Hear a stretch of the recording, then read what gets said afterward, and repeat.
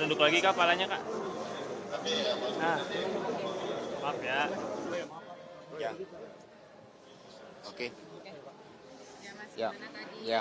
Baik, terima kasih rekan-rekan semuanya. Jadi dari kesaksian saudara Saiful Bahri atas pertanyaan jaksa penuntut umum tadi menunjukkan proses daur ulang itu nyata. Mengapa? Karena yang dibacakan di dalam BAP yang menjadi panduan dari jaksa itu adalah suatu akrobat hukum, di mana keterangan-keterangan saksi yang di dalam BAPK, jadi BAPK itu pada tahap penyelidikan pada tanggal 8 Januari itu yang kemudian diangkat kembali. Padahal ketika saudara Arif penyidik KPK menjadi saksi, dia dengan jelas mengatakan fakta-fakta di dalam putusan yang kami tanyakan, putusan nomor 18 dan nomor 28. Nah, sehingga ketika BAPK itu kemudian dihidupkan kembali, di mana itu bertentangan dengan putusan yang ada di dalam nomor 18 dan 28, maka itulah yang kemudian terkesan bahwa di dalam informasi-informasi yang disampaikan itu sebagai suatu proses daur ulang dari awal kejadian pada tanggal 8 Januari tersebut. Dan di dalam BAPK tersebut yang dihidupkan kembali adalah fakta-fakta yang cenderung memberatkan saya. Maka disitulah terjadi suatu konflik of interest. Karena hal-hal yang lain itu tidak disebutkan. Misalnya bagaimana saudara Saiful Bahri terus-menerus oleh saudara Harun Masiku didesak. Bahkan yang bersangkutan mengatakan dengan cara apapun termasuk supporting dana.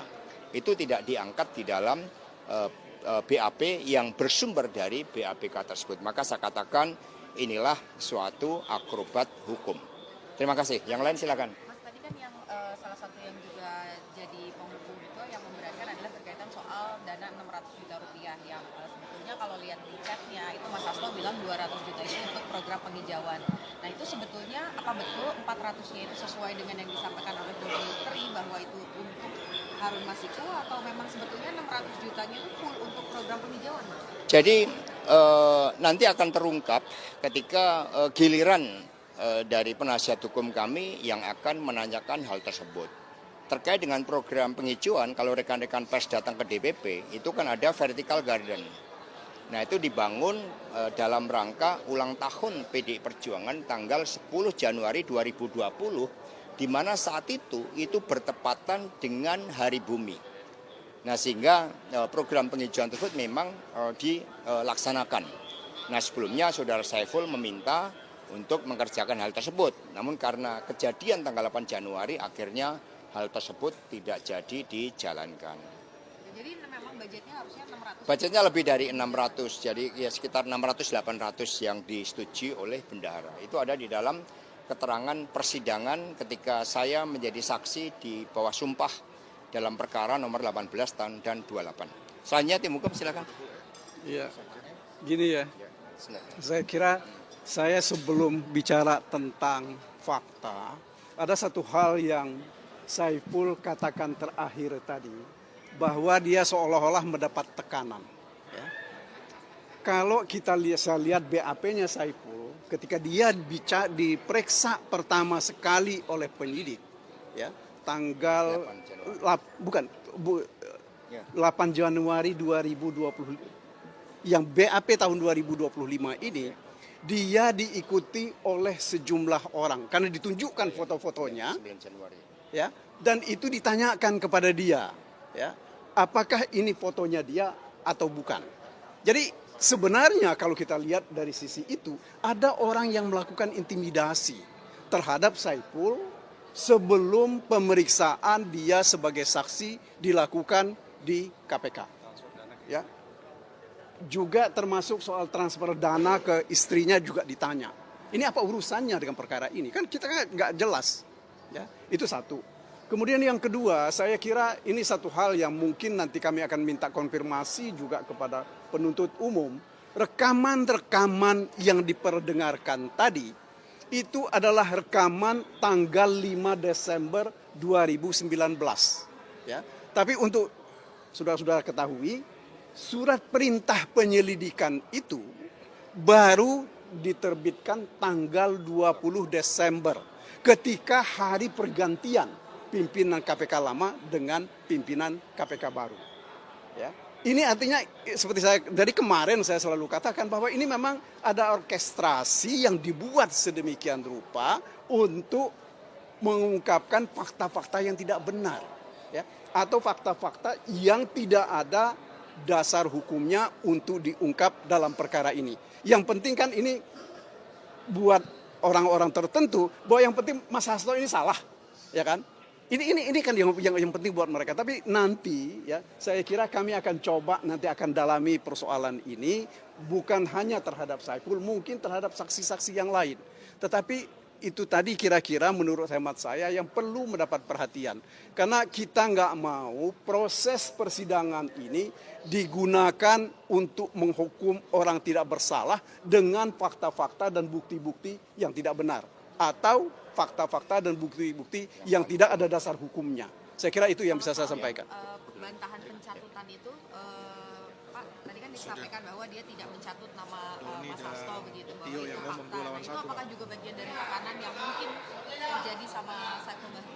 Saya kira soal penggunaan nama orang lain, kita bisa dengar dan kita bisa ulang keterangan-keterangan dari Doni dan Tio. Bagaimana Saudara Saiful mengatasnamakan siapapun, ya, terutama Sekjen, kalau ketika dia berbicara dengan siapapun. Ada satu hal lagi saya kira yang kita tidak pernah jelas betul, apakah Pak Hasto itu pernah menyampaikan kepada Saudara Saiful atau kepada Saudara Doni bahwa uang ini adalah untuk Wahyu. Ya. Karena ini kan yang dikatakan suap itu memberi hadiah atau janji. Yang kita dengar tadi adalah bahwa itu dana talangan. Ya. Kalau itu dana talangan betul seperti itu, sempat ada pembicaraan, maka penggunaan uang itu tidak menjadi tanggung jawab yang memberikan dana talangan. Nah ini saya kira kekeliruan yang dibuat sedemikian rupa ini secara sengaja dilakukan. Kemudian diberikan makna seolah-olah ada suap, ada perintah dari Mas Hasto untuk memberi hadiah atau janji. Saya kira itu yang bisa saya sampaikan. Terima kasih. Nanti kita dengar selanjutnya. Silakan Febri. Ya, ini tambahan sedikit saja. Ada satu hal yang perlu kita pahami dalam hukum acara pidana kita, bahwa keterangan satu orang saksi saja itu tidak boleh berdiri sendiri. Jadi keterangan satu saksi saja itu tidak bisa dijadikan dasar untuk menyatakan seseorang bersalah, apalagi kemudian menghukum seseorang. Itu yang perlu dipahami. Kenapa ini penting? Karena dari setengah hari sesi pemeriksaan saksi Saiful Bahri ini, kami mencatat cukup banyak pertentangan dan kontradiksi dengan keterangan saksi-saksi yang lain yang sudah diperiksa sebelumnya. Ada 13 orang saksi yang sudah diperiksa sebelumnya dari berbagai unsur, dan kami mengidentifikasi cukup banyak pertentangan-pertentangan tersebut. Termasuk diantaranya terkait dengan sumber dana 400 juta, kemudian pertemuan-pertemuan yang dilakukan, dan juga arahan-arahan yang seolah-olah dituduhkan itu berasal dari Pak Hasto. Padahal kalau kita simak baik-baik tadi, ada satu poin yang disampaikan oleh saksi yang sebenarnya sinkron dengan saksi yang lain.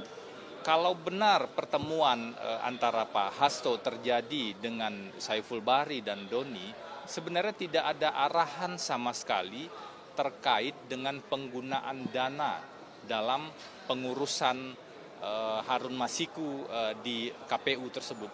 Tidak ada sama sekali, dan yang menafsirkan kemudian adalah Saiful Bahri, dan yang membicarakan tentang berapa dana operasional dan lain-lain adalah Saiful Bahri dan Doni. Nah, ini yang muncul tadi, tapi seolah-olah kami melihat seolah-olah ada upaya untuk mengkaitkan satu dengan lain halnya. Jadi beberapa fakta tercecer kemudian dihubung-hubungkan atau dikait-kaitkan yang tujuannya tentu saja untuk membangun kesimpulan sesuai dengan dakwaan. Padahal kami melihat hal tersebut adalah hal yang berbeda. Perlu kita pahami dan kita pilah secara jernih. Keputusan dan instruksi partai adalah sesuai dengan putusan Mahkamah Agung dan juga fatwa Mahkamah Agung, menjalankan langkah hukum yang konstitusional agar suara yang masuk kepada caleg yang meninggal dunia itu masuk ke partai dan kemudian partai memutuskan siapa yang berhak menerima itu. Ada proses sejak awal yang sudah dilakukan secara hukum, sah dan konstitusional. Tetapi di tengah jalan, nah ini harus dipilah secara jernih. Di tengah jalan ada pihak-pihak tertentu yang tiba-tiba punya ide atau menyalahgunakan situasi atau apapun juga yang kemudian bicara soal ini dana operasionalnya berapa. Jadi kita harus urut sejak awal nih. Perintah partai yang kemudian disampaikan oleh Pak Hasto selaku Sekjen adalah di jalur hukum dan itu memang hak konstitusional partai. Jangan sampai kemudian ini yang dicampur adukan sehingga kita betul-betul perlu secara clear, secara jernih melihat siapa yang melakukan apa dan pertanggungjawabannya bagaimana. Nah, poin terakhir yang kami juga terus mengingatkan, selain secara jernih memilah mana yang merupakan langkah konstitusional, yang merupakan langkah partai dan yang dilakukan oleh Pak Hasto selaku Sekjen, dan mana yang kemudian langkah pihak lain yang mengambil keuntungan sendiri, ada hal lain yang juga harus dipilah, mana yang fakta-fakta yang relevan, mana fakta yang tidak relevan tapi dicampur adukan, dan mana yang sebenarnya adalah kesimpulan. Kalau teman-teman semua, kita semua menyimak dari persidangan pertama, kesimpulan, asumsi, itu dicampur adukan dengan fakta, seolah-olah kesimpulan dan asumsi itu sendiri adalah fakta yang dijelaskan oleh para saksi. Nah, ini berbahaya bagi persidangan ini untuk mencari kebenaran material dan berbahaya sebenarnya bagi penegakan hukum kita dalam skala yang lebih besar. Jadi nanti ada sesi tentu saja kepada penasihat hukum untuk menggali dan bertanya lebih jauh. Kami berharap beberapa hal bisa terjelaskan, tapi setidaknya kami mencatat cukup banyak kontradiksi, pertentangan-pertentangan atau tidak kesesuaian antara keterangan Saiful Bahri dengan beberapa saksi dan bukti yang lainnya. Dan tentu saja keterangan saksi itu tidak bisa berdiri sendiri. Mungkin itu dulu yang bisa disampaikan. Sebenarnya begini teman-teman, Saudara Saiful Bahri ini kan sudah dipanggil 3 kali. Kemudian baru yang ketiga ini hadir. Dan persidangan hari ini, Saiful Bahri itu dikawal oleh Saudara Rosa. Di mana Rosa ini adalah penyidik yang kami dalam persidangan beberapa kali kami menanyakan bahwa Saudara Rosa ini kami melihat lebih banyak konflik of interest-nya. Sehingga menjadi pertanyaan kami, kenapa sidang ketiga baru Saudara Saiful Bahri hadir? Apakah mungkin karena melihat fakta-fakta persidangan saksi-saksi yang lain, baru dimunculkan Saiful Bahri? Tapi teman-teman, bahwa keterangan Saiful Bahri, kita fokus ya, Saiful Bahri ini terkait suap. Suap tersebut yang disampaikan 400 juta sudah sangat clear. Bahwa Saiful Bahri itu mengetahui dari Doni. Bahwa 400 juta itu dari Mas Hasto. Di dalam persidangan, Doni sudah sampaikan. Kenapa dia sampaikan 400 juta dari Mas Hasto? Agar Saiful Bahri itu cepat datang untuk mengambil uang tersebut. Jadi sebenarnya perkara ini sudah terbuka dan sudah terang. Kalau yang lain-lainnya menurut saya ini hanya pendapat pribadi, keterangan berdiri sendiri yang tidak didukung oleh alat bukti yang lainnya. Yang lainnya nanti kita akan ungkap, teman-teman, bahwa persidangan ini kan sebenarnya sudah selesai ya 2020, tapi kalau sampai sekarang ini masih diubek-ubek, ya makin menjelas lah bahwa ini adalah motif politik. Makasih. Terima kasih.